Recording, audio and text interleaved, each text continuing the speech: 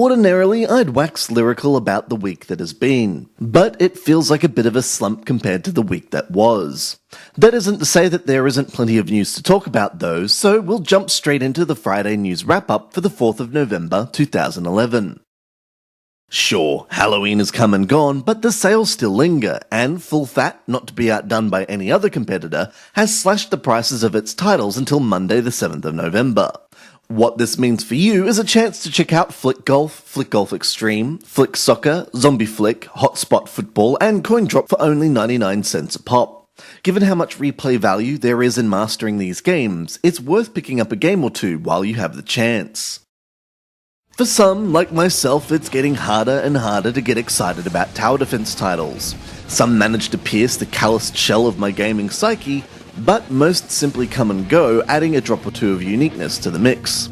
Age of Defenders makes for a rare game that not only piques my interest as a fan of the genre, but also as a fan of strategy games, as it mixes a relatively free-form tower placement with a castle defense element or two. Better still, once you've conquered the campaign, you can head online to challenge players worldwide, and if you happen to have an iPad too, you get something extra special, the ability to play against Android, PC and Mac users. Time to see which OS kicks the most virtual butt. I know I'm not alone when I say that I enjoy racing games like Mario Kart because of the finely tuned balance of skill and randomness that makes it so much fun. Noodle Cake have just announced their take on the formula, but it's not quite what you'd expect, as it's a side-scroller. Marrying elements of games like Tiny Wings for acceleration and stunts to gain turbo boosts, it sounds like a fun way to compete against AI and, more importantly, your friends. As part of the announcement, Super Stickman Golf is free to download for the weekend. The game was one of our top picks of December last year, so do yourself a favour and grab the game now. As one of the first Unreal Engine games to hit the App Store, Dungeon Defenders had a lot riding on its shoulders, especially with Infinity Blade making the rounds as the pretty poster child of iOS gaming. What made it so exciting was the way in which tower defense gameplay was married with action RPG elements, reinforcing team play thanks to each class having unique towers and skills that are necessary to survive later levels. Sadly, the game was poorly translated for the iPhone and iPod Touch, as the cramped interface and touchy control scheme made it hard to appreciate what was on offer. Thankfully, the free update to Dungeon Defenders, dubbed Second Wave, has remedied almost all of our concerns.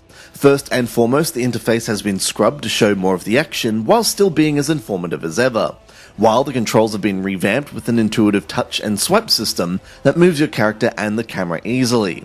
Add on top of this more content and a new PvP mode, and it's probably time for us to revise our score on this game.